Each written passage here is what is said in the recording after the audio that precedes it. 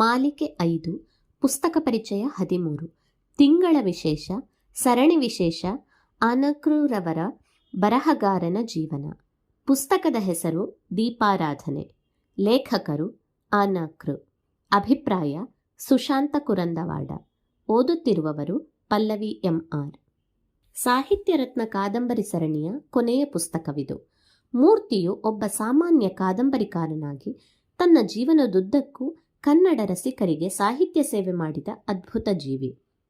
ವಿಶ್ರಾಂತಿರಹಿತ ಜೀವನದಲ್ಲಿ ಎಷ್ಟೋ ಯುವ ಸಾಹಿತಿಗಳಿಗೆ ಅಭಯ ಹಸ್ತ ನೀಡಿ ಕನ್ನಡ ಸಾಹಿತ್ಯವನ್ನು ಎತ್ತಿ ಹಿಡಿದು ಅವರಿಗೆ ಮುನ್ನುಡಿಯನ್ನು ಬರೆದು ಅವರನ್ನು ಜಯಿಸಿದ ಮೂರ್ತಿ ಕೆಲ ಸಮಯದಲ್ಲಿ ಅದೇ ಯುವ ಸಾಹಿತಿಗಳು ಅವನ ವಿರುದ್ಧ ಕಿಡಿಕಾರಿದರು. ಅಷ್ಟೇ ಅಲ್ಲದೆ ಹಲವಾರು ಪತ್ರಿಕೆಗಳಿಗೆ ಅಂಕಣವನ್ನು ಬರೆದು ಅದರಲ್ಲಿ ಕನ್ನಡ ಸಾಹಿತ್ಯಕ್ಕೆ ಆಗುತ್ತಿರುವ ಅನ್ಯಾಯದ ಬಗ್ಗೆ ಬರೆದು ಜನರನ್ನು ತಿದ್ದುವಂತೆ ಮಾಡುತ್ತಾನೆ. ವಿಶ್ರಾಂತಿ ಅನಿವಾರ್ಯವಾದಾಗ ಮುಂಬೈಗೆ ಹೋಗಿ ಅಲ್ಲಿ ಮೆಥಾ ಜೊತೆ ಕೆಲಕಾಲ ಮಾತಾಡಿ ಸ್ವಲ್ಪ ಮಟ್ಟಿಗೆ ಗೆಲುವಾಗುತ್ತಾನೆ. ಅಲ್ಲಿ ಸೆಂಚುರಿಯಲ್ಲಾದ ವೈಮನಸ್ಯವನ್ನು ತೊಲಗಿಸಿ ಮತ್ತೆ ಒಂದು ಕುಟುಂಬವನ್ನಾಗಿ ಮಾಡುತ್ತಾನೆ. ಅವನ ಮಾತುಗಳನ್ನು ಯಾರೂ ಅಲ್ಲಗಳೆಯುವಂತಿರಲಿಲ್ಲ. ಹಾಗಿರುತ್ತಿತ್ತು ಅವನ ಮಾತಿನ ವೈಖರಿ. ನಿರ್ಮಲಳ ಜೀವನಕ್ಕೆ ಆಧಾರಕ್ಕಾಗಿ ಸರದಾರನ ಜೊತೆ ಮದುವೆ ಮಾಡಿಸಿ ಒಂದು ಹಂತಕ್ಕೆ ಮುಟ್ಟಿಸುತ್ತಾನೆ. ಊರಿಗೆ ಹಿಂದಿರುಗಿ ಮತ್ತೆ ಮೂರ್ತಿಯು ವಿರಾಮರಹಿತವಾಗಿ ಬರೆಯಲು ಮುಂದಾಗುತ್ತಾನೆ.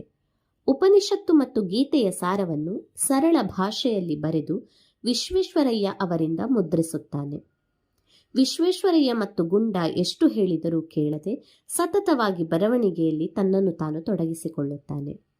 ಒಂದು ಕಾಲದಲ್ಲಿ ಅವನ ವಿರುದ್ಧ ಪಿತೂರಿ ಊದುತ್ತಿದ್ದ ಪುಟ್ಟಣ್ಣ ತನ್ನ ಸಂಘವನ್ನು ತೊರೆದು ಮೂರ್ತಿಯ ಜೊತೆಯಾಗುತ್ತಾನೆ. ಆದರೆ ಮುಂದೆ ಮೂರ್ತಿ ಹಗಲು ಇರುಳು ನೋಡದೆ ಹಾಗೆ ಬರೆದು ಸಾಹಿತ್ಯದ ಕಂಪನ್ನು ಪಸರಿಸಲು ಕರ್ನಾಟಕದ ಹಲವು ಜಾಗಗಳಿಗೆ ಭೇಟಿ ನೀಡಿ ಭಾಷಣದ ಹೊಳೆಯನ್ನು ಹರಿಸುತ್ತಾನೆ. ಆದರೆ ಈ ಪ್ರವಾಸಗಳ ಅಂತ್ಯ ಎಲ್ಲಿಗೆ ಅವರನ್ನು ಕರೆದೊಯ್ಯುತ್ತದೋ ಎಂಬಲ್ಲಿಗೆ ಈ ಸರಣಿ ಮುಗಿಯುತ್ತದೆ.